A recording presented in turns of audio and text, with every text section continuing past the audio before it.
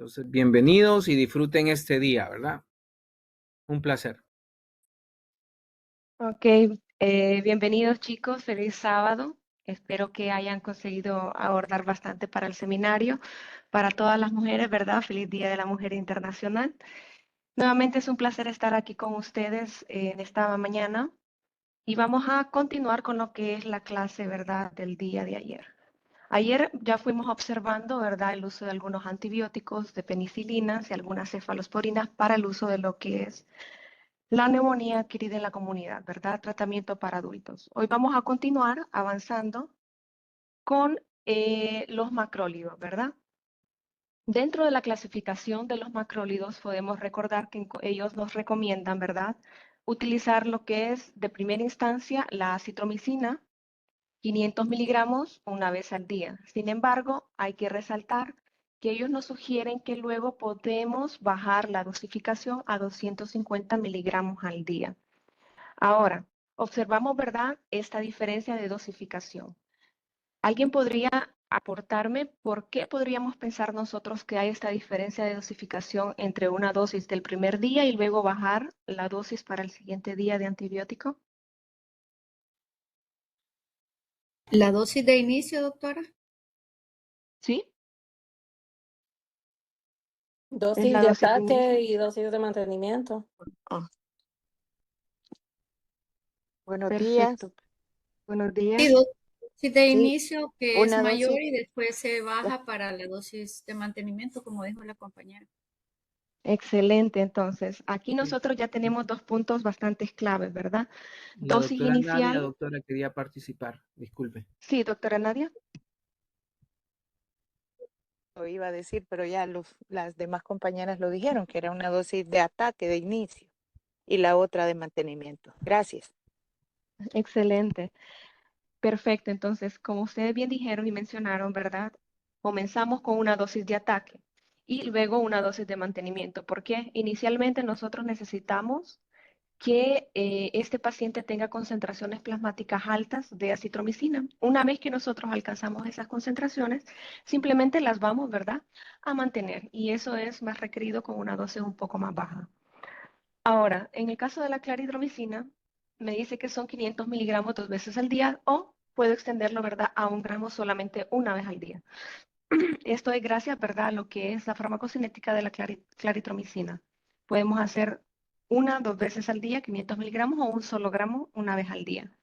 Ahora, para recordar cómo funcionan los macrólidos me dice que trabaja a nivel de síntesis de proteína o a nivel de síntesis de lo que es el ribosoma. Perdón, los macrólidos van a trabajar directamente en la subunidad 50S. ¿Cómo nosotros podemos traducir este mecanismo de acción? Entonces, sabemos, ¿verdad?, que para que una célula o una célula de una bacteria o una bacteria como tal pueda funcionar necesita sintetizar proteínas para poder ir sintetizando sus propios códigos de RNA y posteriormente, ¿verdad?, su función total o su función normal como bacteria. Perdón, si nosotros tenemos una inhibición a nivel de esa fábrica de proteínas, prácticamente nosotros invalidamos su funcionamiento, porque ese funcionamiento ya no va a continuar andando, ¿verdad? Entonces simplemente trabajan directamente en lo que es la producción o la fábrica, ¿verdad?, de proteínas a nivel ribosomal, en la parte de los macrólidos, ¿verdad?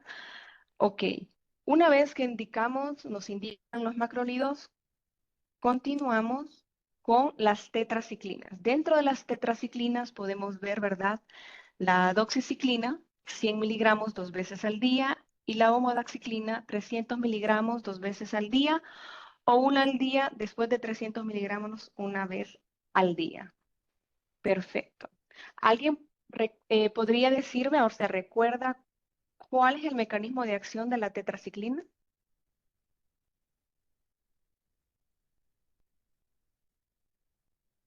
¿Qué recordamos de cómo actúan las tetraciclinas?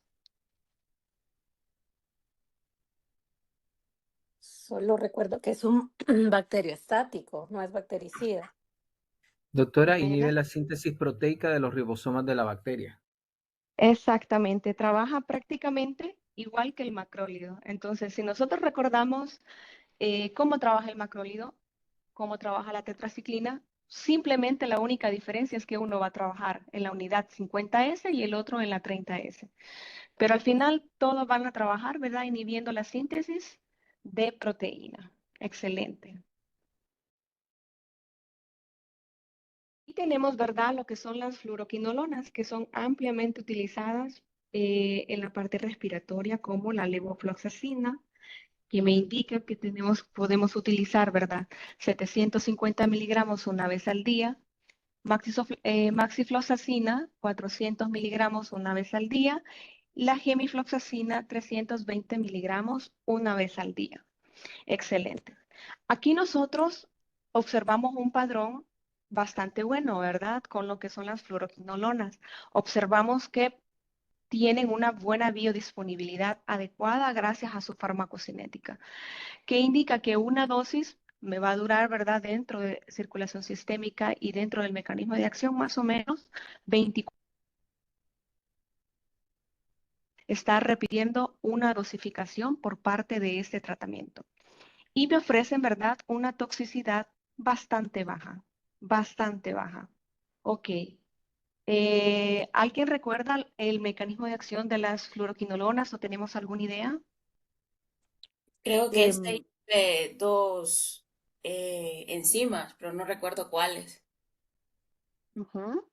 Inhiben el Excelente. superenrollamiento del ADN. Perfecto, entonces el ADN, ¿verdad? Como bien mencionaron, el ADN necesita desplegarse para seguirse replicando. Simplemente inhiben, ¿verdad? Esa de ADN polimerasa o RNA polimerasa, ¿verdad? Así impiden, ¿verdad?, que el DNA o el RNA continúe se duplicando, ¿verdad?, o sacando copias genéticas para posterior creación de nuevos microorganismos. Excelente. Entonces aquí nosotros, ¿verdad? Mayoritariamente ya conocemos, hemos tenido bastante familiaridad con las penicilinas, los macrólidos, tetraciclinas y algunas fluoroquinolonas. Ahora, tenemos, ¿verdad?, lo que es el lemafulín. ¿Habíamos escuchado anteriormente del lemafulín? No, yo no.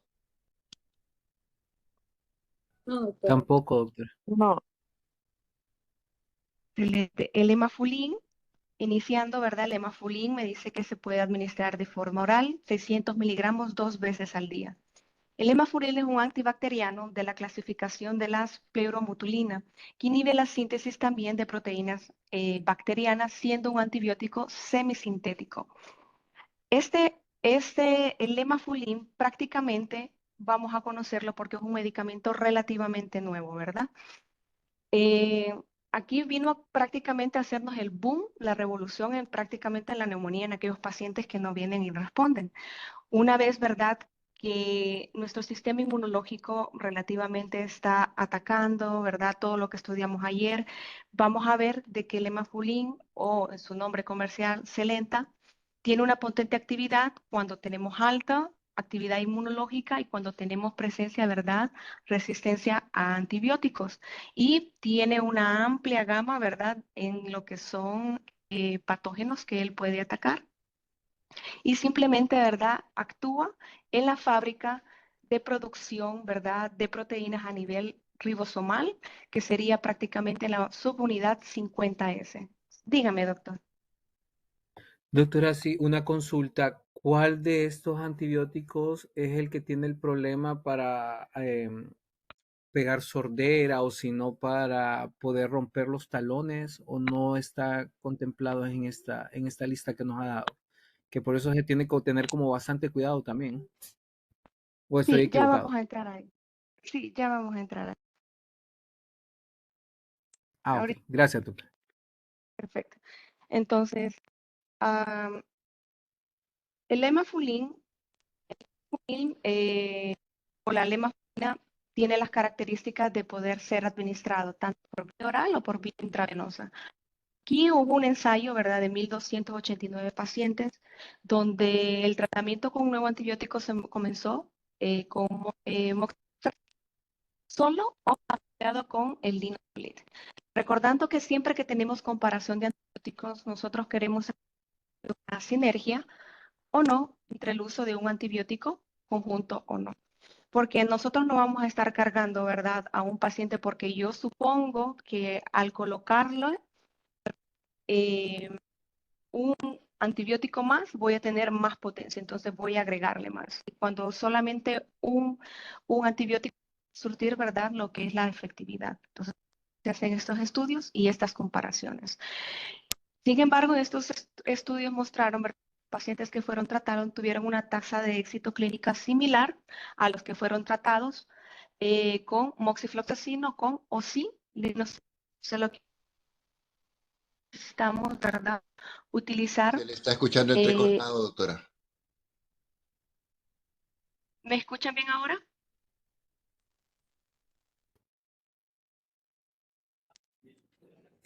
Siga hablando, doctora, por favor, a ver si ya se escucha mejor. ¿Me escuchan bien ahora? Ahorita sí. Mejor, gracias. Ahorita Ok, sí, doctora, gracias. ok, excelente. Cualquier cosa me avisan. Perfecto. Entonces, les voy a volver a repetir esto porque creo que estaba todo cortado y no se dio. Ok. Entonces, aquí prácticamente fue aprobado, ¿verdad?, por la FDA y ellos observaron que el Indesolid, ya sea la lemafulina, presentaba una buena eficacia sola o en combinación con el moxifloxacino. Así que muchas veces ellos prefieren, ¿verdad?, utilizarlo solo. Y eso va a depender, como hablábamos ayer, ¿verdad?, que va a depender de la evaluación de cada paciente y requerimiento de cada paciente. En este caso, según la historia, la lemafulina pues tiene muchísimos años que fue sintetizado desde 1950. Sin embargo, no habían estudios que sustentaran su uso comercial o su aprobación. No fue hasta 2019, ¿verdad?, prácticamente reciente, que se introdujo este medicamento a lo que es al mercado.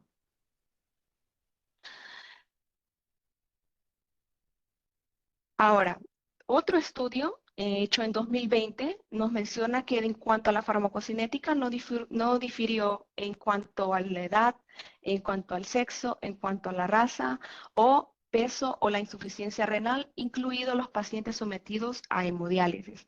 Sin embargo, hay algunos estudios que dicen que sí hay que prestar atención para aquellos pacientes que tienen, ¿verdad?, alguna disfunción hepática, ¿verdad? Entonces, prácticamente aquí ellos mencionan que tiene bastantes ventajas el uso de este antibiótico.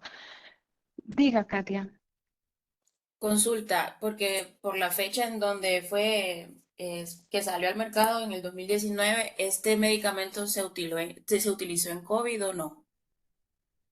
Ok, sí, este medicamento, por lo que yo he visto, todavía hay bastantes estudios, pero no estudios clínicos como tal para COVID. Hay estudios preclínicos, sí, bastantes estudios preclínicos que lo sustentan, que puede ser utilizado para pacientes con COVID como una propuesta. Que a eso quería llegar. La mayoría como son recientes, ¿verdad? ¿Sí? Hola, pero si el COVID es viral, a menos que se complicara. Sí, porque recordemos que el cuadro, ¿verdad? Muchas veces cuando el paciente tiene COVID, tiene o ser propenso, ¿verdad?, a estar dentro del hospital a una neumonía, pero ya sería una neumonía, ¿verdad?, adquirida a nivel hospitalario. Entonces ahí ya se viene, ¿verdad? Eh, que eso ya depende bastante de la situación del paciente, pero sí hay casos en que puede darse las dos en conjunto. Ok. Se me vino atrás esta diapositiva. Perfecto, entonces continuando, dentro de los efectos adversos que se han encontrado en este medicamento es la tendinitis y el factor, pero siempre encontramos, ¿verdad?, factores de riesgo para que esto pueda ocurrir. No es que yo lo usé y me va a dar tendinitis, no, siempre tiene que haber, ¿verdad?, un factor de riesgo que sea más propenso al paciente, como la edad avanzada, si es varón, enfermedad renal bastante crónica o uso de corticoides. ¿Por qué podríamos nosotros imaginar, por ejemplo, que el uso crónico de corticoides junto con este antibiótico me podría a mí llevar a una tendinitis? ¿Podríamos tener alguna idea?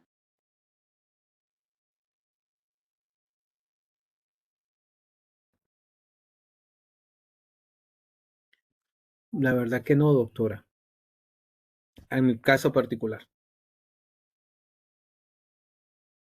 Ok, ok. Entonces, ¿verdad? Recordemos, los corticoides, la mayoría son inmunosupresores, ¿verdad? Entonces, desde ahí, cuando nosotros creamos a largo plazo, los inmunosupresores van creando que nuestro sistema inmunológico vaya reaccionando de diferentes formas. Y muchas veces cuando los dejamos de utilizar, después que tenemos un tratamiento largo, mi sistema inmunológico intenta reactivarse. Pero sin embargo, él empieza a entender de que hay algunas partes de mi cuerpo que probablemente son extrañas, ¿verdad? Cuando no lo son. Y ahí van a los cartílagos, empieza, ¿verdad? La inflamación, viene por parte del antibiótico la baja reabsorción de calcio y empieza todo aquel juego, ¿verdad? Entonces aquí ya nosotros tenemos, ¿verdad? Sumándole si es un paciente con edad avanzada donde prácticamente tiene que estar suplementado con calcio o incluso el varón, ¿verdad? Que pasa mucho más, que no le gusta entrando a una cierta edad estarse haciendo revisiones periódicas, saber que su cuerpo necesita algún tipo de suplemento extra para seguir funcionando. Entonces, todo eso, ¿verdad? Va conllevando de la mano a tener factores de riesgo. Pueden tener, ¿verdad? Lo que son disglucemias, también pacientes de edad avanzada, diabetes, insuficiencia renal, por el uso, ¿verdad? Simultáneo con hipoglucemiantes, especialmente la sulfonilurea. Retina, eso ya va a depender de la edad, los antecedentes o si ha tenido anteriormente una cirugía de cataratas, efectos psiquiátricos, si el paciente tiene, ¿verdad? Antecedentes personales o antecedentes familiares ya descritos, disección de aorta, la edad, hipertensión arterial, anomalías congénitas o síndrome, ¿verdad? De las bandas que QT largos, con tratamiento con diuréticos no ahorradores de potasios o una bradicardia significativa basal. Entonces, así como nos promete, ¿verdad? Que es una maravilla, que el antibiótico que ha venido a revolucionar en el tratamiento, ¿verdad? De lo que es la neumonía, claro, nos ofrece bastantes ventajas, pero sin embargo, siempre hay que tomar consideraciones los factores de riesgo, ¿verdad? Que el paciente tiene. Además, al ser un medicamento, ¿verdad? Recientemente aprobado, sabemos de que necesita más estudios para poder saber si se puede utilizar, por ejemplo, en mujeres embarazadas, si es teratogénico o no. Entonces, dependiendo de eso, nosotros debemos de ir estando, ¿verdad?, lo más actualizados posibles, ir viendo. Por eso tenemos el objetivo, ¿verdad?, el ejercicio de hoy, que son los seminarios, para que ustedes puedan tener esa herramienta en la mano, que el día de mañana quieran actualizarse en algo, simplemente van, ya buscan la información y van a saber interpretarla de la mejor manera. Entonces, para más que todo, ¿verdad? Hago un poco de énfasis acá para que vayamos, ¿verdad? Haciendo un poquito ya ese ejercicio que vamos a ir aprimorando con sus seminarios. También me dice que tiene, ¿verdad? Contraindicaciones. Está contraindicado, ¿verdad? En pacientes que van a ser hipersensibles, como en todo, como en todo medicamento, ¿verdad? La mayoría de los antibióticos. Si tiene una hipersensibilidad a antibiótico, obviamente, ¿verdad? Va a estar contraindicado. También va a estar contraindicado cuando tenemos, ¿verdad? Sustratos sensibles a la CYP3A4 que van a prolongar, ¿verdad? Estas ondas. Aquí cuando nosotros hablamos de sustratos sensibles a la CYP A4, estamos hablando, ¿verdad? A nivel más que todo farmacocinético. Si tenemos pacientes con comorbilidades, ¿verdad? Que están tomando algún tipo de medicamento, que los tienen que tomar a largo plazo de una forma más crónica y que se tienen que metabolizar y tal vez pasan, ¿verdad? Por el CYP3A4 en el hígado. Hay que tener, ¿verdad? Un poco de atención porque si no, aumentamos la probabilidad, ¿verdad? De aumentar ese intervalo QT, aumentando las concentraciones, ¿verdad?, de estos fármacos, provocando con mayor probabilidad un efecto adverso que se puede traducir, ¿verdad?, en una... Sin embargo, el efecto adverso ya va a depender, yo les traje aquí, ¿verdad?, arritmias ventriculares, pero eso ya va a depender del tratamiento que esté el paciente. ¿Vamos bien hasta acá, chicos? ¿Alguna duda? ¿Alguna duda, jóvenes? Están levantando la mano que está todo bien.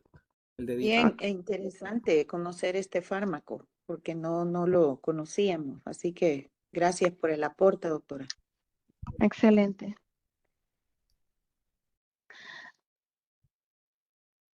Ok, entonces ya entrando en forma general, ya para terminar este tema, ¿verdad? Observamos que la estrategia para este tratamiento es la terapia con antibióticos. Sin embargo, la probabilidad de la neumonía viral combinada, ¿verdad? Que hablábamos ayer con una bacteriana es baja en pacientes con una neumonía viral leve a moderada. Y los antibióticos pues se suspenden de manera segura, ¿no? ¿Por qué podríamos nosotros pensar de que podríamos suspender aquel tratamiento empírico que hemos comenzado con antibióticos con este paciente, un paciente con una neumonía viral leve o a moderada?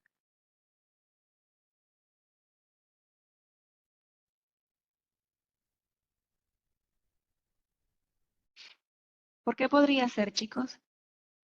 Ustedes podrían suspender o recomendar suspender antibióticos cuando tiene un paciente, ¿verdad? Una neumonía viral leve a moderada. Recordando que cuando el paciente llega y es diagnosticado con neumonía, de primera escala, ¿verdad? Ya las guías nos dicen, bueno, vamos a entrar con un tratamiento empírico de antibiótico. Pero ¿por qué sugieren también que nosotros podemos retirarlo de una manera segura? Porque es viral. Exactamente, simplemente porque es viral. No vemos la necesidad de continuar el tratamiento con antibiótico, ¿verdad? Perfecto. Entonces, en ausencia de evidencia que respalde que hay una neumonía bacteriana, lo más indicado es no iniciar antibióticos, ni siquiera, ¿verdad?, en pacientes con dificultad respiratoria progresiva. Sin embargo, las guías sí nos dicen, pueden comenzarlo, pero lo recomendable es que lo lleven, ¿verdad?, de la mano con exámenes laboratoriales para hacer una confirmación de cuál sería por lo menos identificar si es bacteria y por lo menos o si es una neumonía viral. Debido a que los pacientes hospitalizados con neumonía viral se ha informado que prácticamente el 56.6 fueron tratados con antibióticos, ¿verdad? Empíricos temprano. Entonces, aquí ya vemos, ¿verdad?, que de la mayoría nosotros, la gran probabilidad de inicio va a ser tratamiento con antibióticos. Sin embargo, necesitamos siempre confirmar qué tipo de neumonía es. Y americana a nivel pulmonar nos indica, ¿verdad?, que se necesita más investigación para establecer la terapia antibiótica más adecuada y prevención, ¿verdad?, para este tratamiento. También, ¿verdad?, aquí en Honduras nosotros ya conocemos la vacuna neumocócica, ¿verdad? La mayoría somos vacunados o hemos referido a alguien, ¿verdad?, para recibir esta vacuna. Entonces, esta vacuna, ¿verdad?, como bien sabemos, ayuda a proteger contra enfermedades graves, ya sea neumonía o meningitis, y se recomienda tanto en personas que estén en mayor riesgo a estas enfermedades. Como mencionábamos ayer, bebés o adultos mayores a 65 años. Y esto va a ser de acuerdo, ¿verdad?, al esquema nacional de vacunación en Honduras. ¿Y esa la aplica el Estado, doctora, o es privada? ¿La tiene que pagar uno? Aquí en Honduras tengo entendido que el sistema de salud lo tiene por parte del gobierno. Pero no es la misma de la influencia, ¿verdad? Esa es otra. No, esa es otra, esa es otra. Sí. Esto va en el programa, si no me engaño, este va en el programa PAI, que prácticamente lo tienen en la mayoría de los hospitales y algunas clínicas en centros rurales. Oye, a Doctora, veces pero las dan también campañas de vacunación. Sí. esa vacuna, o sea, aún así para personas inmunosuprimidas, digamos, o niños y adultos, no es así nomás que se tiene que poner, tiene que haber alguna remisión o alguna condición para eso, o simplemente que sean edades vulnerables. Sí, se requiere que sean, ¿verdad?, edades vulnerables, ¿verdad? Porque es cuando nuestro sistema inmunológico, como mencionábamos ayer, estamos menos propensos. Entonces, por ejemplo, aquí en Honduras, la edad de aplicación me dice que la primera dosis en los bebecitos son a los 2 meses, a los 4 meses la segunda dosis y la última dosis a a los 6 meses, ¿verdad? Para nosotros, ¿verdad? Ya ir, para que el bebecito ya vaya creando, ¿verdad?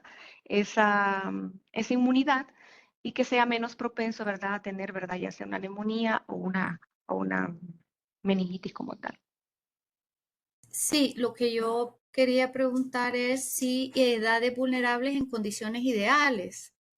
Claro que un mayor, un adulto mayor, no va a tener condiciones ideales, pero sí va a tener por lo menos puede haber un adulto mayor que llegue a unas condiciones no tan ideales, pero mejores que otras. Le pregunto porque, vaya, caso de un adulto mayor como mi mamá que tiene Alzheimer's, tengo que protegerla mucho. De hecho, nosotros hemos hecho un cerco aquí en la casa porque lo que nos vacunamos somos todos nosotros y no a ella porque, por obvias razones, pues por cuidar efectos secundarios o reacciones que pueda tener ella adversas en, en su persona, pues. Claro, porque en el caso de su mamá es bien especial porque ella tiene Alzheimer, ¿verdad? Y ahí lo más que se cuida pues es una cosa con otra. Hay que ponerla en una Sí, es balanza. Entonces complicado. Sí, es complicado. es complicado porque desatar el sistema inmunológico prácticamente estaríamos afectando un poco más el deterioro a nivel neurológico, ¿verdad? Sí, Entonces, no. fíjese que eso Ujú. es lo que menos nos preocupa porque ella, pues sabemos que es algo que no va a regresar. Pero de hecho sabemos también que estamos nadando en un hilo fino en que si no es una cosa es otra. O sea, la protejo de la neumonía, pero le puede dar un problema hepático o le puede dar un derrame o le puede dar, porque esas son las condiciones, las situaciones que enfrenta un paciente con Alzheimer's. Esas son los grandes retos a los que uno debe de enfrentarse con estos pacientes. Neumonías, derrames cerebrales, infartos cardíacos, problemas renales. Entonces, pero en cuanto a eso de la neumonía, porque neumonía son palabras mayores, ya sea para un niño, para una persona de mediana edad o para un adulto mayor. Entonces, estaba interesada siempre, pero voy a investigar un poquito más en cuanto a esta vacuna y sus efectos o condiciones para aplicarla. Gracias, doctora. Excelente, sí. Aquí deberíamos, ¿verdad?, aprofundar más, porque recordando que, como bien dice usted, doctora, hay que hacer una evaluación crítica, ¿verdad?, al paciente. Y prácticamente siempre se recomienda poner todo en una balanza. Sí, Riesgo-beneficio, definitivo. ¿verdad? Sí, Sí, definitivo. sí, definitivo. Perfecto. Ok. Muchas gracias, doctora. Em, bueno, sabemos, ¿verdad?, cómo es que funcionan generalmente las vacunas, ¿verdad? Nosotros vamos a tener nuestro sistema inmunológico eh, sin recibir, ¿verdad?, algún tipo de información para que se prepare. En la primera dosis, nosotros ya vamos preparando, ¿verdad?, a mi sistema inmunológico, que no tiene ninguna respuesta anterior, para que vaya creando, ¿verdad?, lo que son las inmunoglobulinas de memoria y todas la parte del sistema inmunológico que se vaya duplicando. Ok, ¿para qué sirven las siguientes dosis? Aquí en Honduras nos sugieren que pueden ser 3 dosis. Simplemente es para ir precargando, ¿verdad? Para que nuestro sistema vaya reconociendo nuevamente ese tipo ese tipo de enfermedad y él se vaya preparando y vaya reclutando más células, ¿verdad? Más células del sistema inmunológico que puedan estar preparadas. Porque nosotros intentamos, ¿verdad? Eh, intentamos darle a entender, valga la redundancia, a lo que es a mi sistema inmunológico que debe estar preparado para cada situación. Si nosotros dejamos solamente con la primera dosis, no podemos esperar que nuestro sistema inmunológico pues reaccione de la mejor forma. Sin embargo, existen pacientes que, por ejemplo, para no irnos muy lejos y a abordar un poco de nuestra realidad, cuando estuvimos, ¿verdad?, con lo del COVID, muchos pacientes relataron, ¿verdad?, que aunque hayan sido vacunados de 3, con las 4 vacunas, ellos fueron diagnosticados con COVID posteriormente, ¿verdad? Eso no significa que no lo vamos a tener. O sea, no significa que voy a estar inmune totalmente a dicha enfermedad, sino que simplemente nosotros bajamos la probabilidad de crear, ¿verdad?, en nuestro sistema inmune una respuesta inflamatoria mucho mayor, ¿verdad?, que pueda agravar lo que es la patología propia en el paciente. Porque muchas veces escucharon, ¿verdad? No sé si ustedes escucharon o tuvieron una situación similar con un paciente así.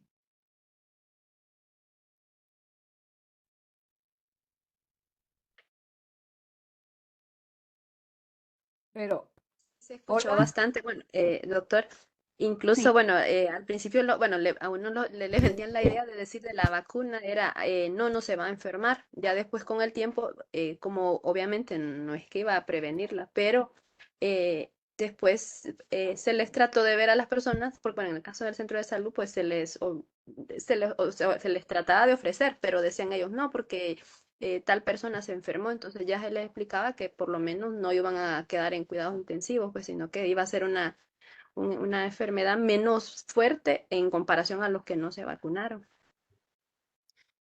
La doctora Dolores quiere participar, doctora. sí, pero es que las vacunas, las diferentes vacunas son para diferentes serotipos, entonces no nos prevenían de todos los serotipos. Y como iban variando, esos serotipos iban apareciendo nuevas variantes. Por eso también a mí me pasó. Yo me vacuné y hasta después de la cuarta dosis me dio COVID. Pero es por Muy eso, bien. porque los serotipos iban variando. Pero me dio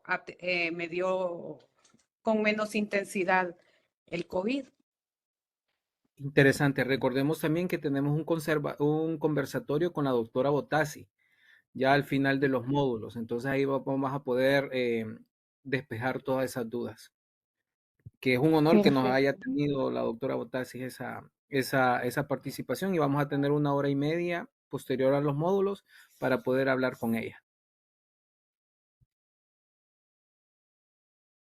Perfecto, sí, es muy interesante, ¿verdad?, que puedan discutir este tema porque a nivel de investigación, muchas personas, ¿verdad?, crean aquello de que, bueno, es algo reciente, yo no me lo voy a poder, los efectos adversos son mayores, los beneficios aquel se enfermó y tal, ¿verdad? Pero sabemos, ¿verdad?, que existen muchísimas cosas, muchísimas variables que pueden influenciar en este tipo de situaciones. Así que solo mencionar, ¿verdad?, de que aquí nosotros intentamos es preparar, ¿verdad?, a nuestro sistema inmunológico lo mejor para que esa inflamación sea lo menor posible, ¿verdad? Y no sea tan exacerbada como para tener un caso pues un poco más complicado. En el año 2022, ¿verdad? Tenemos este estudio de un estudio cohorte donde nos menciona, ¿verdad?, de que realmente la vacunación, ¿verdad?, para pacientes adultos es mucho más efectivo, ¿verdad?, contra el neumococo. Bajó bastante la incidencia de mortalidad en este país, ¿verdad? Entonces ahí ya vamos viendo nosotros, porque a veces solo tenemos la costumbre nosotros de, bueno, solo vamos a vacunar con toda la cartilla lista para los bebés, pero el adulto pues ya tenemos un poco de recelo, incluso nosotros mismos, de tomar, ¿verdad?, esas vacunas. Entonces, ya para terminar, vamos a discutir algunos problemas o errores de prescripción de medicamentos para el manejo de neumonía como forma, ¿verdad?, de retroalimentación. Ok, uno de los primeros errores que podemos encontrar, que ya hemos discutido anteriormente, es la elección incorrecta del antibiótico. El error común es prescribir un antibiótico que no cubre los patógenos más probables de la neumonía. ¿Cómo creen ustedes que lo podríamos prevenir? ¿Cómo podríamos prevenir esto? Que el médico consulte al farmacéutico. Excelente observación. Un ¿Alguien? monocultivo, no sé. Ajá, cultivos.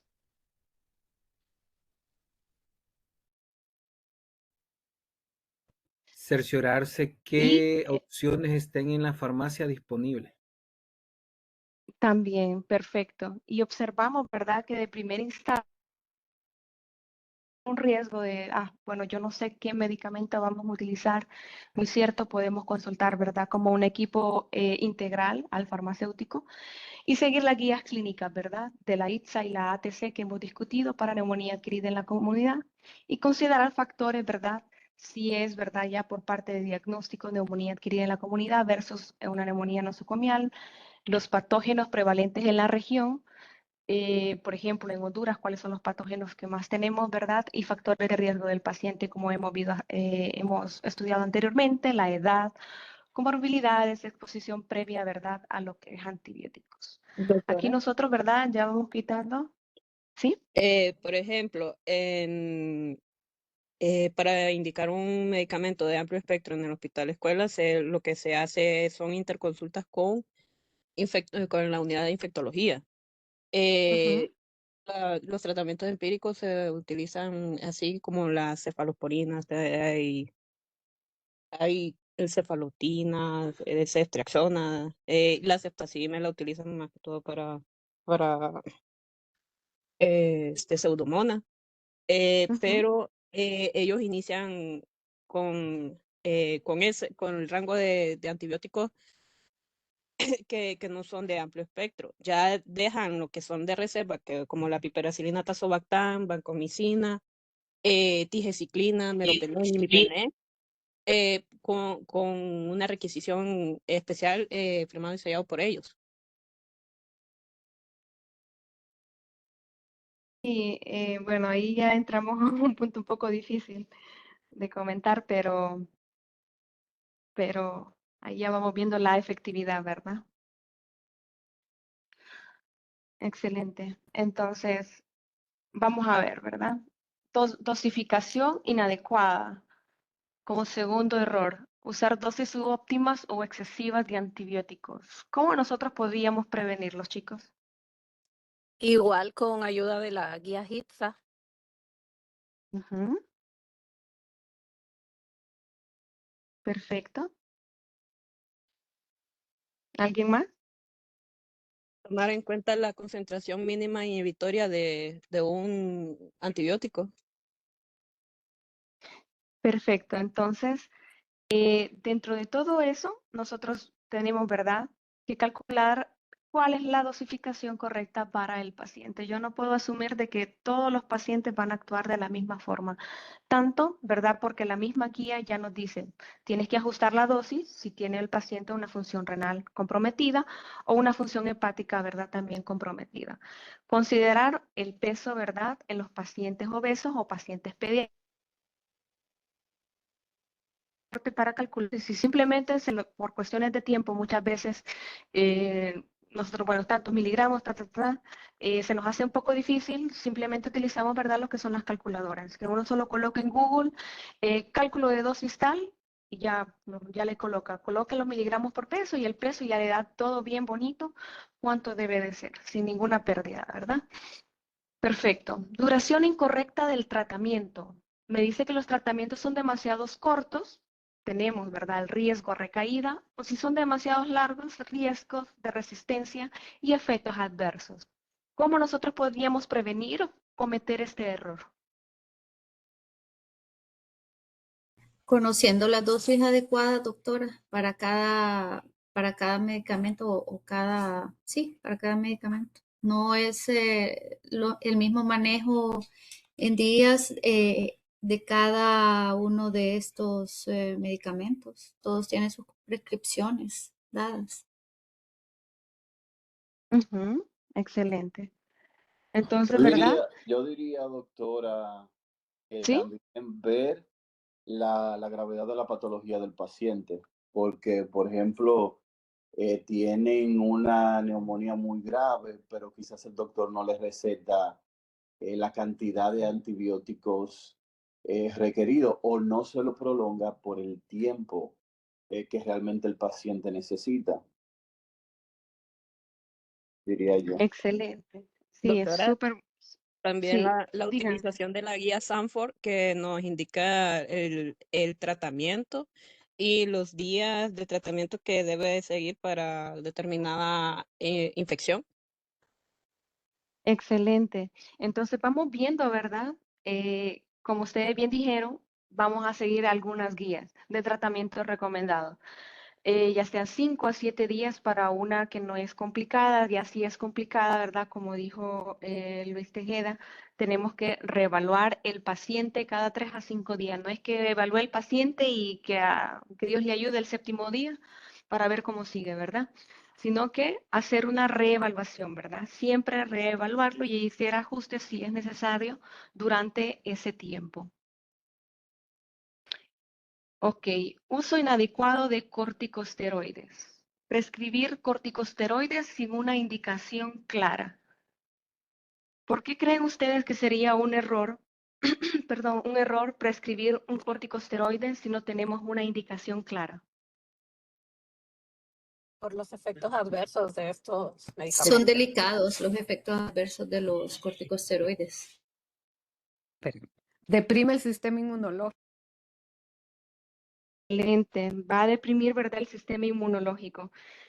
Y en este momento lo que nosotros no andamos buscando es al paciente, ¿verdad?, deprimirlo un poco más, ¿verdad? Aquí solamente se recomienda en casos mucho más complicados y que realmente esta neumonía grave tenga un componente inflamatorio bien marcado, ¿verdad? Para poder utilizarlo como inmunosupresor. Porque si nosotros lo estamos utilizando, ¿verdad? Sí, Melissa.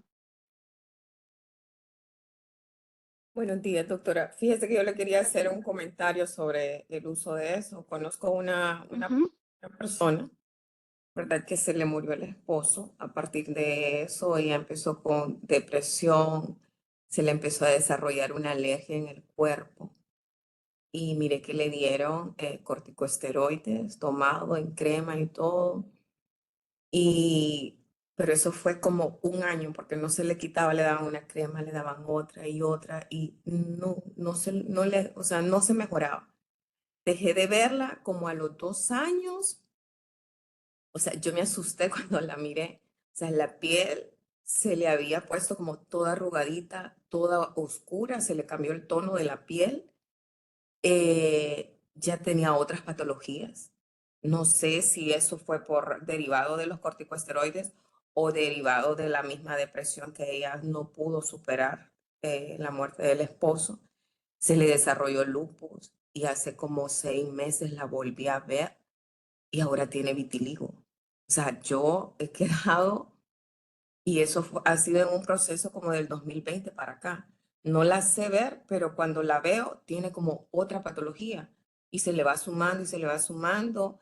Ella se quejaba por los dolores de cuerpo. Entonces, y siempre llegaba a la farmacia a comprar ibuprofeno. Con eso ella ha quedado.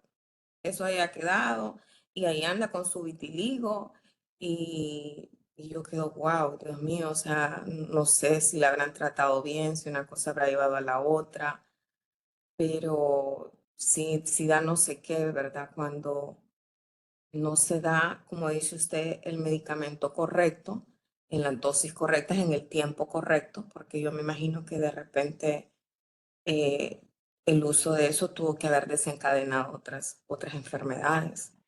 Pero yo he quedado impactada con ella. Cada vez no la sé ver, pero cuando la veo, lleva a otra cosa.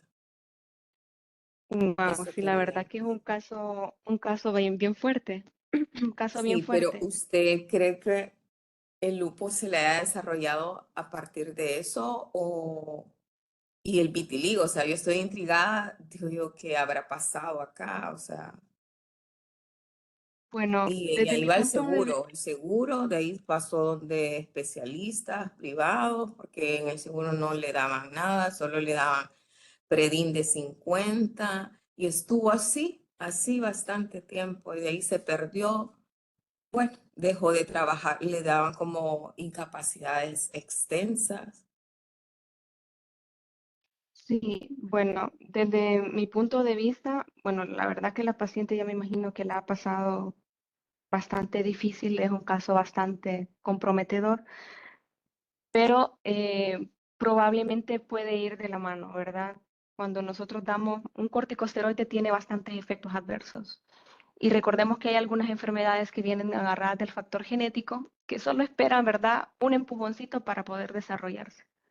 Solo ocupan un pequeño estímulo externo, ¿verdad?, para poder continuar y exacerbarse o desequilibrar el sistema inmunológico, ¿verdad?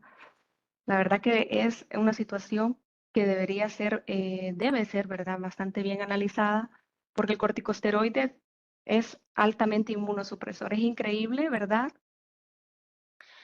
Es increíble, ¿verdad?, cómo pueden inmunodeprimir en prácticamente 48 horas. Ellos ya van a tener un efecto bastante pronunciado, bastante pronunciado. Creo que alguien mandó un comentario al chat, pero no lo consigo ver. Mira. Sí, doctora. Yo pongo el lupus es una enfermedad terrible. Segundo, el doctor Miguel Flores escribe a qué se debe que los pacientes se inflaman con el uso de esteroides. ¿Se inflaman en qué aspecto, doctor Por la Miguel? acumulación de líquido. ¿Acumulación Buen de día. líquidos o...? Me refiero al hecho de que yo he visto pacientes que tienen largo proceso de toma de esteroides y se inflaman, o sea, como que hubiera retención de líquidos o no lo sé realmente, ¿verdad? Como que se hinchan, vaya, hablemos coloquialmente. Ah, ok, perfecto. Sí, como dice la doctora, generalmente se le conoce como síndrome a algunos, ¿verdad?, de Cushing. Algo otros no lo desarrollan como tal, pero si recordamos anteriormente, ¿verdad?, que yo les mostraba un slide donde a veces pensamos que el efecto va a ser local en el pulmón, sin embargo, tenemos un sistema que ya sea a nivel de corazón, médula ósea, cerebro, tejido adiposo, todo, ¿verdad?, está ahí incluido. Dentro del tejido adiposo tenemos unas citocinas que son proinflamatorias, que pueden ser estimuladas cuando tenemos una liberación de citocinas antiinflamatorias o proinflamatorias, que casi siempre es lo que pasa, ¿verdad? Porque el organismo intenta, ¿verdad?, entiende que con el corticosteroide estábamos haciendo una inmunosupresión, pero yo no entiendo por qué esta inmunosupresión. Por otro lado, yo necesito hacer una regulación de mi sistema inmunológico. Entonces, a nivel adiposo, se van creando esos depósitos de citocinas, ¿verdad? Y ahí es cuando nosotros vemos que la persona tiene como más hinchaditos, como dice usted, más gruesecitos, ¿verdad? Más gruesecitos. A largo plazo también se Ok, puede observar la insuficiencia suprarrenal, ¿verdad? Que en estos lugares donde se secretan varias hormonas y ese exactamente. efecto del uso prolongado de los corticosteroides. Exactamente. Entonces, aquí con eso, ¿verdad? Hacemos recalco que solamente cuando el paciente, ¿verdad?, necesite y realmente tenemos que es un componente inflamatorio para disminuir esa inflamación por parte del corticosteroide, ¿verdad?, como inmunosupresor, pero no para una neumonía leve, ¿verdad? Porque si no lo vamos a inmunodeprimir y va a ser convertirse, ¿verdad?, en una neumonía un poco más complicada. Perfecto. Y aquí, ¿verdad?, no educar al paciente. Perfecto. ¿Por qué creemos nosotros que no proporcionar información clara sobre el tratamiento y sus efectos podría ser un tipo de error que nosotros podríamos tener, ¿verdad?, en el manejo de la neumonía? Porque podría suspender la medicación o automedicarse o automedicar a alguien más. Excelente. Perfecto. ¿Alguien más? Doctora, también que, digamos, muchos pacientes llegan a presentar fiebre después de la aplicación de un antibiótico y por lo general se tiene como creencia de que un antibiótico no va a ser efectivo si el paciente continúa con fiebre. Pero hay que darle su tiempo para que el antibiótico funcione. Entonces tendría que especificarle al paciente si presenta fiebre, que hay que esperar y darle chance a la medicación.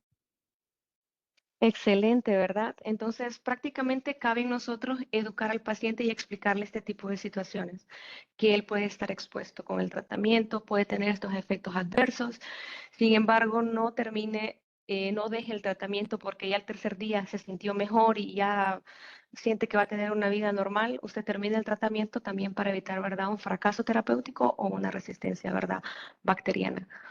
Siempre, ¿verdad?, darle las herramientas, ¿verdad?, para que el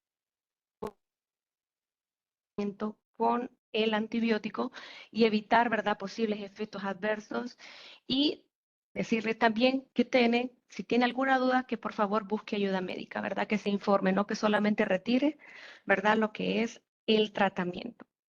Perfecto, con esto nosotros vamos abordando, ¿verdad?, algunas cosas del día a día que nosotros podemos ir retirando desde lo que es la farmacoterapia aplicada al paciente. Si no tenemos alguna duda, chicos, con la parte de neumonía.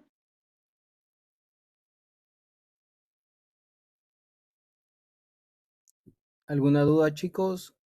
Doctora, recordar que ya van a ser las 9 y a las 9:30 tenemos que reunirse con los grupos para terminar lo del seminario. Muy Bien, rápidamente. bueno, hola. Sí. Solo pues rescatar el dato interesante entre lo que era la neumonía como infección con causa bacteriana y la otra de la viral, ¿verdad? Que ese detalle marca la diferencia en el manejo farmacológico. Sí, sí, marca mucho y bastante, ¿verdad?, para poder darle el tratamiento más adecuado al paciente, ¿verdad? Excelente punto. Ok, chicos, sí, perfecta la orden. Entonces vamos a continuar, ¿verdad? Vamos a intentar avanzar hasta media hora con lo que es el asma como enfermedad inflamatoria, ¿verdad?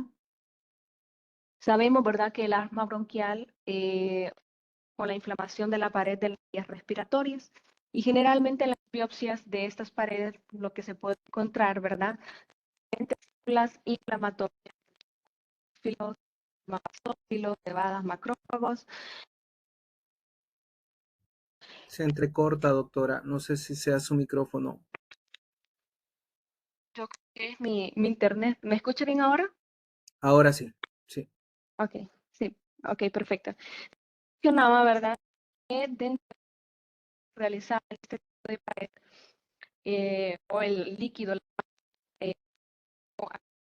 obtenido de pacientes asmáticos, casi siempre es tipo de células inflamatorias. Eosinófilos, entrecortada, basófilos, doctora. células cebadas.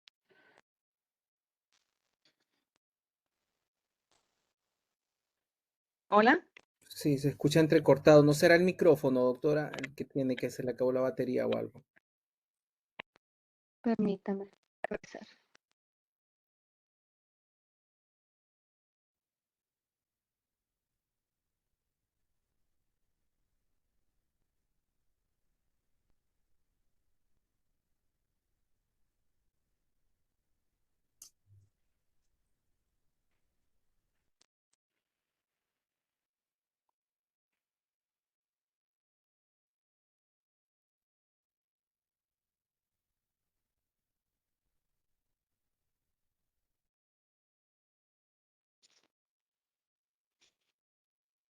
¿Me escuchan ahí? Sí, ¿Hola? ahora sí. Sí, ahora sí, Ok, doctor. ok, entonces voy a continuar. Les mencionaba, ¿verdad?, de que dentro de los tejidos, ¿verdad?, de la biopsia de esta pared o de los lavados obtenidos de este líquido, lo que más se encuentra son células inflamatorias, ¿verdad? Células inflamatorias. Como mirábamos ayer, cuando tenemos, ¿verdad?, una respuesta dentro de los que es la pared alveolar, nosotros vamos a encontrar una respuesta inmunológica por parte de nuestro sistema. Entonces, por eso es que el asma bronquial lo podemos considerar, ¿verdad?, cuando ocurre una inflamación como tal. Aquí, ¿verdad?, yo solamente se los traje para ejemplificarle toda la cadena que va a pasar de inflamación desde el momento que va a entrar un alergeno dentro en contacto, ¿verdad?, con la pared mucosa de este alveolo. Entonces, prácticamente se desata lo que es una cascada de mi sistema inmunológico, viendo, ¿verdad? Existen diferentes medicamentos, ¿verdad? Ya sean desde los corticoides hasta ciertos agonistas que van a trabajar y ciertos, ¿verdad?, ciertos anticuerpos monoclonales que van a trabajar en diferentes puntos. Entonces, ¿por qué se estudia, verdad, de forma general? Porque como mencionábamos anteriormente, estudiando de forma general es mucho más fácil entender, verdad, el mecanismo de acción de cada uno de los medicamentos. Aquí yo solo se los traje para ejemplificar porque cuestiones de tiempo, verdad, no nos vamos a poder detener mucho. Ok, la mayoría de los estudios epidemiológicos nos sugieren, ¿verdad?, que tenemos bastantes niveles elevados de la inmunoglobulina E en la prevalencia del asma, y esto fue reportado, ¿verdad?, desde 1989. Ok, ¿cómo es, verdad, que pasa más o menos este proceso? De forma general, en el epitelio celular, ¿verdad?, llega un alergeno, mi cuerpo dice, bueno, hay algo diferente aquí, necesitamos retirarlo. Vienen, son liberadas inmunoglobulinas G y son desatadas todas las inflamatorias, ¿verdad? De la pared, citocinas o quimiosinas inflamatorias, que son conocidos, ¿verdad?, como mediadores de inflamación. Ahí vamos a mencionar los leucotrienos, prostaglandinas, las purinas, las histaminas, que las mirábamos ayer. Otros, todo con qué objetivo, ¿verdad? De ello, unos van a causar vasodilatación, otros van a causar actividad, ¿verdad?, a nivel del nervio parasimpático, otros van a intentar liberar mayor moco, y entonces todo prácticamente va amarrado. Si nosotros vamos viendo que la mayoría va amarrado, nosotros ya vamos pensando que no solamente un tratamiento se le va a dar al paciente, ¿verdad? Porque tenemos diferentes vías por donde nosotros podemos atacar, pero eso va a depender de la gravedad, ¿verdad?, de cada paciente. A la mayoría, ¿verdad?, en estos pacientes se incrementa mucho lo que es la metacolina o la histamina en un 20%, provocando lo que es una hiperreactividad, ¿verdad? En estos pacientes casi siempre tienen esta hiperreactividad. Cuando hablamos de hiperreactividad, hablamos, ¿verdad?, de una alta proinflamación entre 1 al 2% en los pacientes asmáticos, y con gran frecuencia, ¿verdad?, esa hiperreactividad bronquial es inespecífica, al grado que las vías respiratorias también son extraordinariamente reactivas, ya sea, ¿verdad?, a un estímulo, ya sea por un dolor, porque hubo cambio, ¿verdad?, del ambiente, el aire está más frío, el aire está más caliente, o hay algún tipo de contaminante, ¿verdad?, dentro del medio en donde nos encontramos. Entonces, de aquí nos van desatando, ¿verdad?, esa hiperreactividad. Y la farmacoterapia, ¿verdad?, del asma se orienta a controlar la enfermedad con fármacos que inhiben, obviamente, ¿verdad?, esta inflamación en las vías respiratorias. Dentro de estos fármacos, ¿verdad?, como mencionaban ayer, la mayoría son de aplicación local.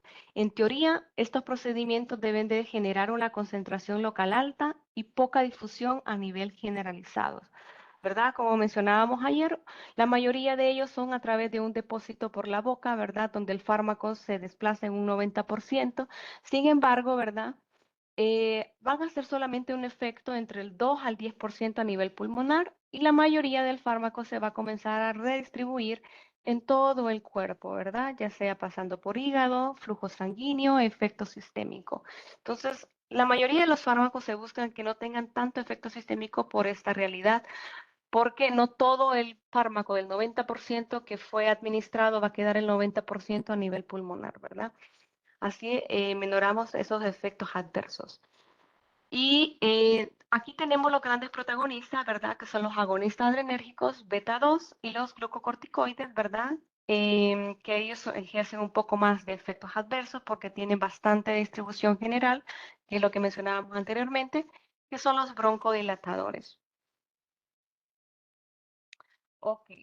Los dos tipos de dispositivos más utilizados son aquellos que son, ¿verdad?, dosis medida, y los nebulizadores, donde me ofrecen partículas bastante pequeñas, de 1 a 5 micrómetros.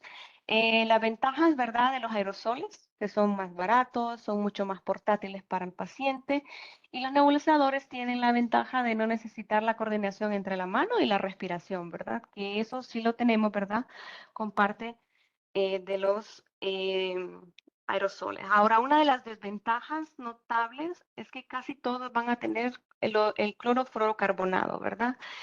Aquí Existen estudios que dicen que son cancerígenos, otros estudios demuestran que no tienen alguna actividad a nivel de nuestro cuerpo, sin embargo, la mayoría a nivel ambiental son altamente contaminantes, ¿verdad? Para nuestro medio y como consecuencia siempre nos van a afectar, ¿verdad? A nosotros. Y existen, ¿verdad? Los que son un poco más recientes, por decir así. Sí, Katy. Y ahí, hablando a nivel regulatorio, por lo menos en Centroamérica ya se está poniendo sobre la mesa que se deben de cambiar algunos principios activos, pero algunos excipientes que dañan la atmósfera. Ahora aquí en Honduras se tiene que sacar un permiso cada vez que vienen aerosoles aquí al país. Eso es excelente, ¿verdad? Saber de que ya tenemos, ¿verdad? Estamos contando con esas regulaciones para preservar, ¿verdad? Lo que es nuestro ambiente. Observamos también que tenemos los inhaladores de polvo seco, que son característicamente utilizan lactosa o glucosa en polvo como vehículo para los fármacos. Una de sus desventajas es que necesita un flujo de aire relativamente grande, ¿verdad? Que puede suspender ese polvo de una manera bastante adecuada. Ok, entrando con los agonistas de los receptores adrenérgicos beta 2, conocemos, ¿verdad?, que ellos se van a clasificar de dos formas, los de acción corta y los de acción larga. De acción corta tenemos al salbutamol y la terbotulina, que tienen un inicio, ¿verdad?, de 5 a 10 minutos con un máximo de 60 a 90 minutos y un fin de 180 a 360 minutos. Aquí nos hacen, ¿verdad?, el llamado de atención que los de acción corta, ¿en qué situaciones podríamos utilizarlos? ¿Qué creen ustedes? ¿Para alivio sintomático o como profiláctico? Alivio sintomático. Alivio sintomático. Para Excelente, como crisis. alivio, Biosintomático, como alivio, doctor. como alivio sintomático, ¿verdad? Ahora, ¿y los de acción larga, para qué podría ser? Filaxis a la ataque de asma. Excelente, ¿verdad? No le vamos a dar a un paciente que está con un ataque de asma a uno que tarda 45 minutos en hacer efecto, ¿verdad? O sea, no podríamos utilizarlo, ¿verdad? Entonces, de acción corta tenemos salbutamol y terbutulina y de acción larga el salmeterol y el formoterol, que puede llegar, ¿verdad?, hasta 720 minutos en cuanto a su duración. Ok, sabemos, ¿verdad?, que el músculo lisobronquial de los seres humanos va a poseer, ¿verdad?, una mínima o nula inervación simpática, pero contiene gran número de receptores adrenérgicos beta 2, que nos va a permitir una relajación, ¿verdad? Prácticamente existen, ¿verdad?, algunos estudios que demuestran que también hacer este tipo de estímulos me va a provocar como una pequeña consecuencia no notable porque no es directamente su mecanismo de acción como tal, pero sí tiene una función inmunoloble, ¿verdad? La modulación de algunas, ¿verdad?, células inflamatorias como tal, ¿verdad? Entonces ya dan prácticamente un salto en tener una doble, digamos, acción, ¿verdad? Sin embargo, la mayoría de ellos son en los receptores adrenérgicos beta 2. Los de acción corta, ¿verdad? Tenemos...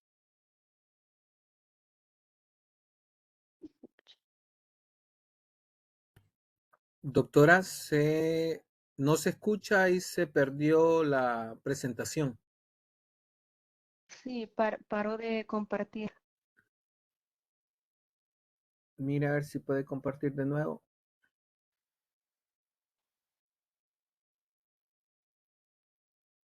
¿Da para ver ahí? Está cargando ahorita.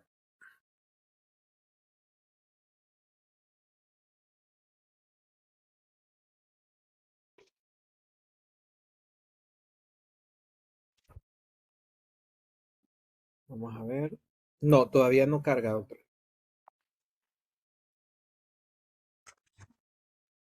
Qué Ya, raro.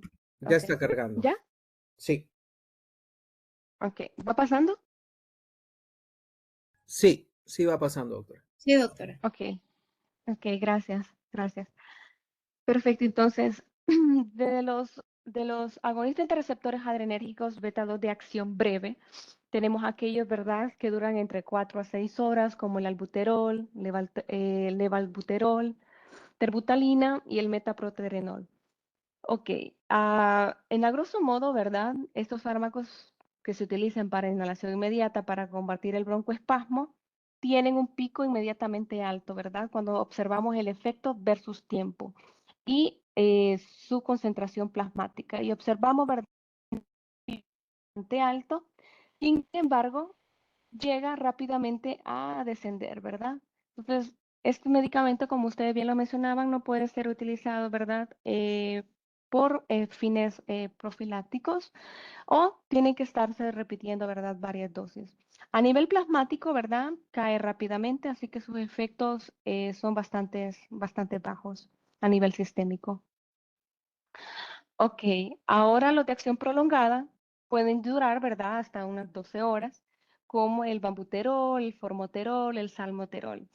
Y simplemente es verdad porque tienen una estructura química mucho más grande. Y como bien sabemos algunos, ¿verdad?, en los farmacéuticos, que entre más grande sea la estructura, muchas veces tienen un poco de mayor afinidad con lo que son las unión, ¿verdad?, a complejos celulares de nuestro organismo. Entonces aquí tenemos, ¿verdad?, la gran ventaja de que gracias a eso van a tener una larga duración. Teniendo la comparación, ¿verdad?, entre lo que es uno de acción corta, que una estructura química un poco relativamente más pequeña, a tener ¿verdad?, un poco de cadenas más largas cuando es, ¿verdad?, uno de acción larga. Son simples, ¿verdad?, aparte de química y un poco de física. Ok, también tenemos, ¿verdad?, lo que es los que vienen en presentación de jarabe. ¿Alguien ha tenido alguna oportunidad que me pueda compartir sobre el salbutamol? Si lo ha tenido que utilizar en forma de solución. Sí, doctora, mucha taquicardia. Exactamente. El paciente va a Tremendo, tener, ¿verdad? tremendo. Es bastante complicado porque nosotros buscamos, ¿verdad?, solo broncodilatación. Pero, sin embargo, aparte que ha tenido buena aceptación, nosotros sabemos que sus efectos adversos son bastante fuertes. Temblores, calambres, como dicen ustedes, taquicardia y trastornos metabólicos.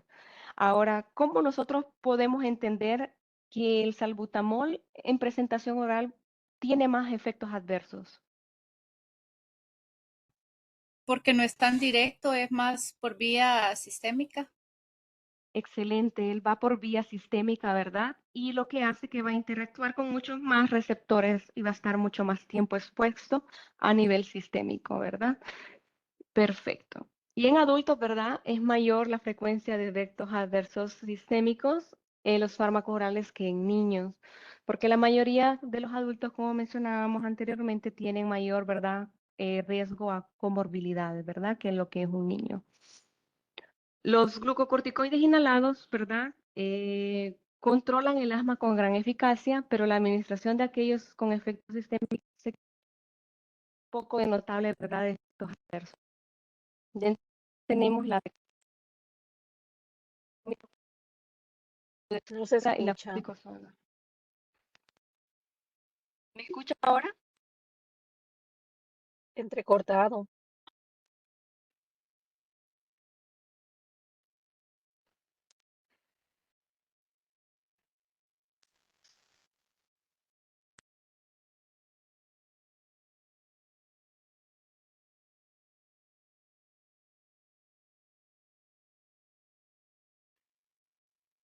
¿Me escuchan ahora?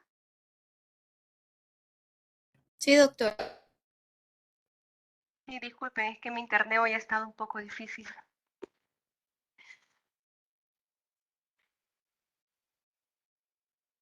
Ok, como les mencionaba anteriormente, ¿verdad? Los más conocidos son la beclometasona, la triacilocomina, la budesonida, la fluticasona, ¿verdad? Que son glucocorticoides inhalados que se utilizan con fin profiláctico para controlar el asma y no para la corrección, ¿verdad?, inmediata de sus síntomas, ¿verdad? Siempre tener eso, ¿verdad?, un poco a la mano. Ok, por ejemplo, ¿cómo estos medicamentos actúan? Alguien, por todo lo que nosotros hemos visto, ¿cómo ustedes podrían resumirme qué sería el posible mecanismo de acción de estos glucocorticoides? En sus Disminuir la propias palabras. inflamación. Perfecto. Simplemente disminuyen lo que es la inflamación gracias a que tienen, ¿verdad? Regulación a nivel del sistema inmunológico, ¿verdad? Y pueden hacer una regulación bastante tranquila cuando hablamos de inflamación. Si no hay inflamación, no es necesario, ¿verdad? Porque muchas veces hay pacientes que llegan, mi hijo tiene 3 días con tos y tiene una tos productiva y que tengo miedo que no sé qué y que mejor démele, ¿verdad? Una budesonida y que no sé qué tanto. ¿Qué se podría hacer en ese caso?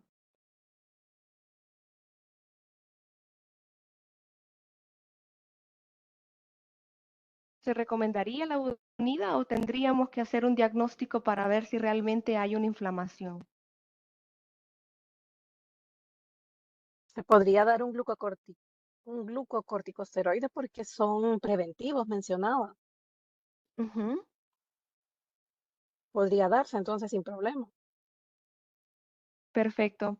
Pero de ahí, ¿verdad? Vamos viendo que tenemos que ver si realmente tiene un mecanismo inflamatorio, si él es alérgico, ¿verdad? Si él solo es tos o si realmente tiene una predisposición, ¿verdad? A asma. Pero generalmente siempre se les da si hay un componente, ¿verdad? Inflamatorio en forma, ¿verdad? De prevención. Ok. Aquí yo les coloqué, ¿verdad? Igual yo les voy a compartir la diapositiva para que ustedes lo puedan tener. En cuanto a relación de las dosis, ¿verdad? De microgramos por día, entre dosis bajas, dosis medias y dosis altas, ¿verdad? Para que ustedes vayanse familiarizando con cada una de ellas. Y algunos efectos adversos, ¿verdad? De los glucocorticoides inhalados, ¿verdad? Que van desde la reabsorción ósea, cataratas, lo que hablábamos anteriormente, que porque se ven gorditos, ¿verdad? Ya alteran, ¿verdad? A nivel de tejido adiposo, lo que es el metabolismo de los propios carbohidratos, púrpura trombocitopénica, adelgazamiento de la piel, candidiosis, retraso en el crecimiento, ¿verdad? Y eso va a depender mucho del tiempo del tratamiento y cuánto es la dosificación, ¿verdad? Que se le da, porque hay algunos momentos que no existen riesgos en ciertas dosificaciones, ¿verdad? Igual se los voy a dejar por acá para que posteriormente ustedes lo puedan observar un poco más detenido. Ok. Aquí nosotros, ¿verdad? Recordamos dentro de los mediadores inflamatorios que tenemos el famoso ácido araquidónico, ¿verdad? El famoso ácido araquidónico donde funcionan los AINES. Recordamos la mayoría de cómo funciona, ¿verdad? La producción de prostaglandinas y leucotrienos para producir inflamación. Solo para forma de ejemplo, les traje, ¿verdad? Para recordar que los AINES simplemente hacen, ¿verdad? Inhibición de ciclooxigenasa y por ende no tenemos, ¿verdad? Lo que es la cascada inflamatoria, ¿verdad? Pero por inhibición de algunas prostaglandinas. Ahora, los glucocorticoides, ¿qué es lo que hacen, verdad? Ya sea como la prednisona, la dexametasona, que también muchas veces son utilizados, inhiben lo que son los fosfolípidos. Y si inhiben los fosfolípidos, vamos a tener, ¿verdad? Inhibición o formación del ácido araquidónico. Como consecuencia, no vamos a tener lipoxigenasa o ciclooxigenasa y como ende tenemos una reducción inflamatoria, ¿verdad? Simplemente por inhibición, ¿verdad? De los fosfolípidos por parte de los glucocorticoides a la misma forma, ¿verdad? Como si fuera un AINS que inhibe lo que es una ciclooxigenasa. Con esto, ¿verdad? Entramos a lo que son los antagonistas de los receptores de leucotrieno y inhibidores de síntesis como el sarfilucast.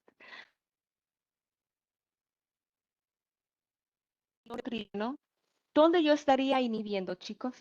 Con este esquema. ¿Dónde estaríamos inhibiendo con este medicamento?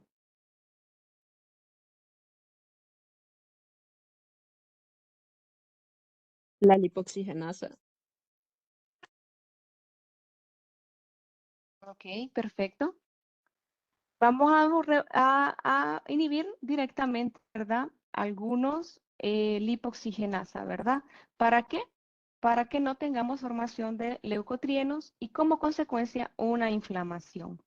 Perfecto. Entonces, estos modificadores de leucotrieno actúan de forma de antagonista competitivo de dichos receptores altacoides y por inhibición de una serie de sustancias, ¿verdad? Simplemente para inhibir la producción de leucotrienos que me van a llevar a contracción, ¿verdad? Del músculo, una vasoconstricción a nivel de vaso, inmunológico.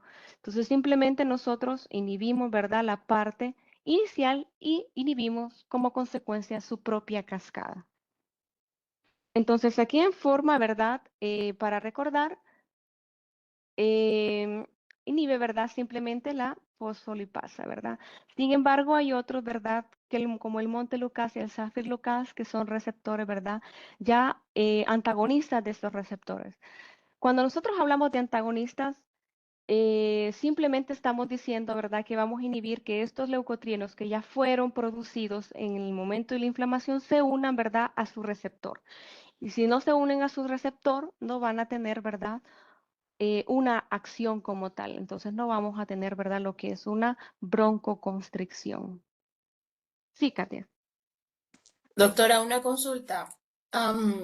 ¿Qué opinión tiene usted sobre este medicamento, este Montelukast, que se dice que se puede utilizar por 3 meses para evitar las gripes y, bueno, los problemas respiratorios durante un año?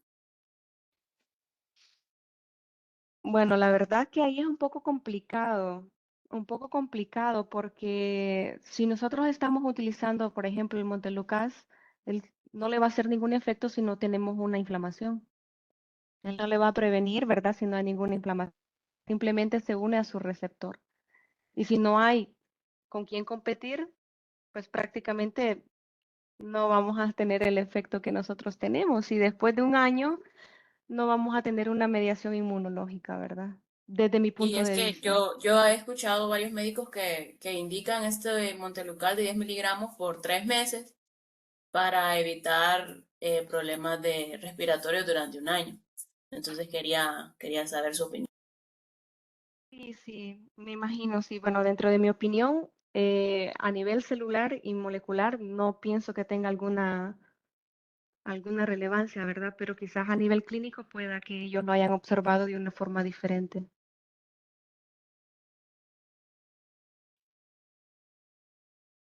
Ok. La toxicidad, ¿verdad? En cuanto a este tratamiento son muy eficaces, ¿verdad?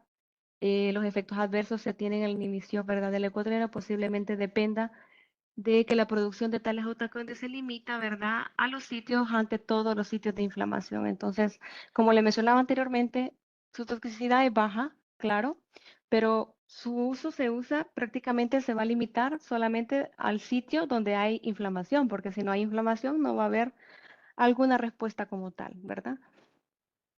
Ok, ya para terminar, chicos, solo les quería presentar, ¿verdad? Algunos medicamentos ciertamente relativamente innovadores, como los medicamentos biológicos.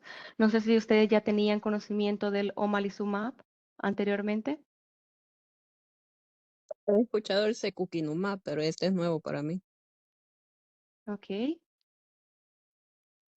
¿alguien más lo había Mm, escuchado? No, yo solo el tocilizumab. Sí, no, tampoco. Tampoco, doctora. Primera Yo vez. solo el Ok. Libra para hemofilia. Ok, perfecto. El omalizumab, ¿verdad? Es un anticuerpo monoclonal. Siempre que nosotros, ¿verdad? Tenemos el UMAP al final de un medicamento, ya sabemos que es un anticuerpo que fue producido con características humanas, ¿verdad? Porque hay otros que son con características, ¿verdad? De ratoncito y otros con características, ¿verdad? Ganado caprino, pero ellos tienen más efectos adversos porque nuestro cuerpo reacciona de una forma, por decir así, anafiláctica. Entonces, en los últimos años se prefieren, ¿verdad?, los que son humanizados para que tengan mayor compatibilidad con nuestro sistema, ¿verdad? Entonces, como de dato, todos los que terminan en UMAP uno ya sabe que viene, ¿verdad?, del factor producido a nivel humano.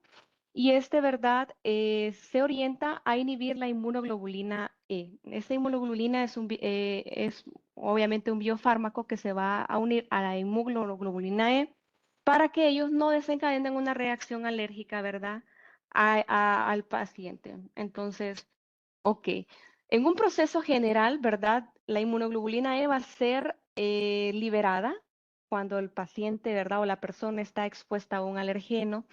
Viene y dice, bueno, va a ser el primero en salir. Y va a decir, aquí tenemos que reclutar más células para defendernos, porque estamos pasando un proceso, ¿verdad?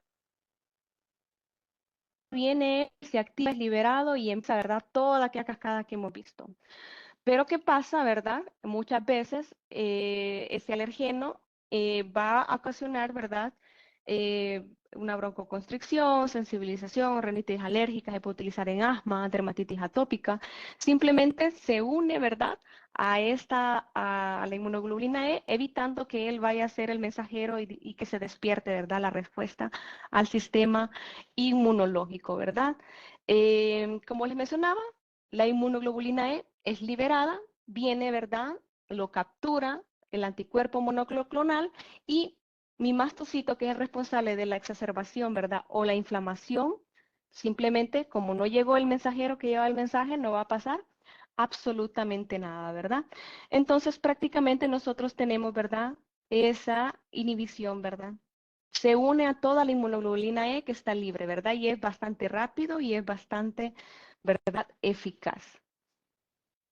En cuanto a la farmacocinética, ¿verdad? Es una sola aplicación de una inyección subcutánea cada 2 o 4 semanas. Después de aplicado, su biodisponibilidad es acerca del 60%, o sea, relativamente buena. Y llega a niveles máximos séricos después de 7 o 8 días. O sea que durante ese tiempo se puede estar pues relativamente cubierto. Ahora, así como prometen pues maravillas, infelizmente es bastante caro. Cuando hablamos, ¿verdad?, de anticuerpos monoclonales, son bastantes económicamente un poco no accesibles, pero prometen bastante, ¿verdad?, con simplemente, ¿verdad?, tener una dosificación. Es indicado, ¿verdad?, en niños mayores a 6 años para mejorar el control del asma mediado por inmunoglobulina E, ¿verdad? Aquí es muy importante, no significa, ¿verdad?, que a todo paciente asmático va a ser candidato a utilizar omacilizumab, porque volvemos a lo mismo del Montelukast. Si el paciente no tiene una producción de asma que tenga altos niveles de inmunoglobulina E, no va a tener a quién unirse, entonces no va a tener, ¿verdad?, cómo desarrollar un efecto terapéutico, ¿verdad? Se utiliza, ¿verdad?, como dato extra para la urticaria crónica espontánea en mayores de 12 años, en asma leve a moderada secundaria, también para alergias alimenticias y tratamientos, ¿verdad?, para dermatitis atópica. Como les mencionaba anteriormente, se hace una sola administración en el brazo deltoide, pero antes de iniciar el tratamiento es muy importante medirle al paciente cuánto inmunoglobulina E tiene. ¿Por qué? Aquí ellos ya nos dan el esquema de cuánto va a ser la dosificación. Nosotros, ¿verdad?, debemos de medir cuánta inmunoglobulina basal hay, porque dependiendo cuánto haya liberada o inmunoglobulina E libre, va a ser la cantidad de medicamento que va a ser administrado al paciente, ¿verdad? Ni para administrar más ni para administrar menos. Porque si no tenemos suficiente inmunoglobulina E, que es su diana terapéutica, no va a tener, ¿verdad?, un mecanismo de acción. Entonces, estas tablas igual van a quedar por acá para que ustedes, ¿verdad?, si tienen alguna inquietud, quieren revisarla más a fondo, pueden ir revisándola, ¿verdad? Doctora, En algunos casos todavía, ¿verdad?, no se encuentran algunas dosificaciones como tal para estas administraciones. Sin embargo, ellos intentan dar, ¿verdad?, la mayor parte posible de datos para que se pueda hacer más fácil, ¿verdad? Y estarse guiando de una forma más fácil y dar una administración más correcta, ¿verdad? Ellos también colocan, ¿verdad?, que no se debe administrar en ciertas personas cuando no se tienen datos o recomendaciones para este tipo de dosis, ¿verdad? Porque puede ser un poco prejudicial. Sin embargo, ya para terminar, hay que considerar que a las 16 semanas del tratamiento con omalizumab, los pacientes deberán ser evaluados con respecto a la efectividad del tratamiento siempre antes de administrar las inyecciones posteriores o las administraciones posteriores, porque si el paciente ya lo tiene el mismo nivel, por ejemplo, de entre 100 a 200 de inmunoglobulina basal y pasó a 200, 300, pues ya hay que reevaluar lo que es la dosificación. No es que va a seguir, ¿verdad? Siempre con el mismo esquema. Siempre se vuelve a reevaluar cuántos niveles de inmunoglobulina E tiene, ¿verdad? Frente a su cuerpo. Precauciones, ¿verdad? No está indicado para el tratamiento de exacerbaciones asmáticas como broncoespasmo o algo de carácter agudo, ¿verdad? O alguna reacción anafiláctica. Pueden producirse sí algunos tipos de reacciones alérgicas, ¿verdad? Como les mencionaba anteriormente, eso es una de las partes, ¿verdad? Que se tiene con los anticuerpos monoclonales, ¿verdad? Incluyendo por mucho, hasta ahora que muy humanizados que sean, hay pacientes que son bastante sensibles en cuanto a la parte genética y hay que estarlos evaluando, ¿verdad? Por lo menos entre las 2 y las 24 horas tras la administración. Incluso hay pacientes, ¿verdad?, que tienen hasta una reacción de 1 a 5 días después, entonces siempre hay, ¿verdad?, que estar de ojo. Ahora, cuando me dice que si la inmunoglobulina E puede estar involucrada también en la respuesta inmunológica cuando tenemos alguna infección helmíntica. Entonces aquí elevado porque en cuanto al tratamiento, ¿verdad? Primero hay que estar de acuerdo si realmente el paciente, los altos niveles de inmunoglobulina E es causado, ¿verdad?, por una inflamación a nivel pulmonar o si es porque está con una infección helmíntica o primero eliminarla y después posteriormente empezar, ¿verdad? Está indicado en adultos y mayores también de 12 años con alergia y armas persistentes que va de moderada, ¿verdad?, a intensa. Recordar, el omalizumab no es un broncodilatador inmediato y no debe utilizarse como tratamiento de rescate o en tratamiento, ¿verdad?, de estado asmático. ¿Tenemos dudas hasta acá?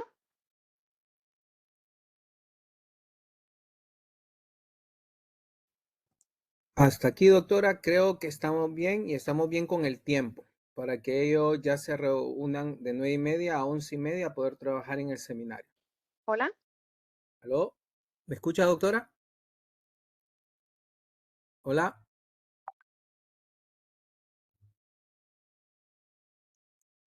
Tiene el micrófono apagado, doctora, sale.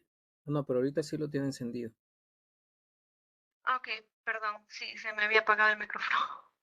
Sí, sí. Doctora, creo que ya pueden reunirse para terminar lo del Sí, seminario de 9:30 y nos volvemos a conectar a las 11:30. No sé si hay alguna excelente. duda con estos jóvenes antes de que nos retiremos. Sí, una consulta. ¿Nos van a abrir algún espacio para que nos podamos reunir a través de Webex o lo hacemos independiente cada grupo? Si quieren, puedo abrir ahorita el espacio y que puedan entrar Sí, a fíjese la que sería sala. Sí, mejor ayúdenos con las salas. para que podamos compartir la información. Es más fácil. Ok, entonces voy a crear la Gracias. sala. Son 5, ¿verdad? Porque el doctor Luis va a trabajar solo. Em,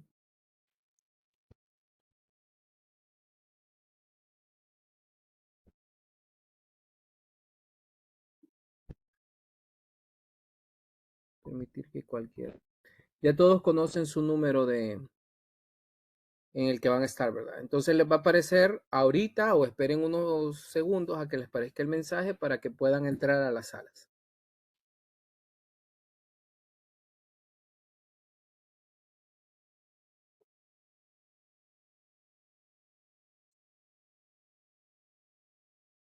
Les tiene que aparecer el mensaje ahorita y así ya puedan entrar a las salas.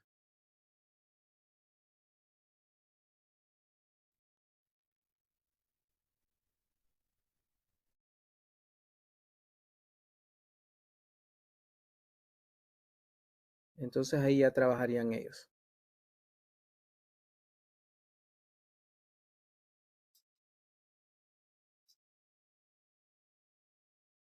Todavía nada, ¿verdad, doctor? Tiene que salir un mensaje arriba a cada uno. Ya varios les está saliendo y están entrando a las salas.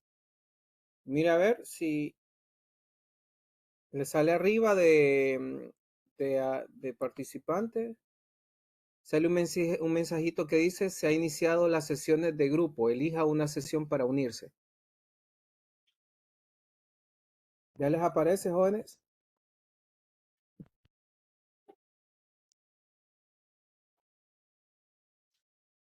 No, a mí todavía no, doctor. Sigo buscando. Ok.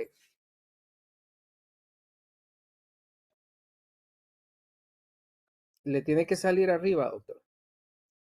En la parte de participantes, en el icono de participante, usted le da clic y ahí le va a salir el mensajito arriba.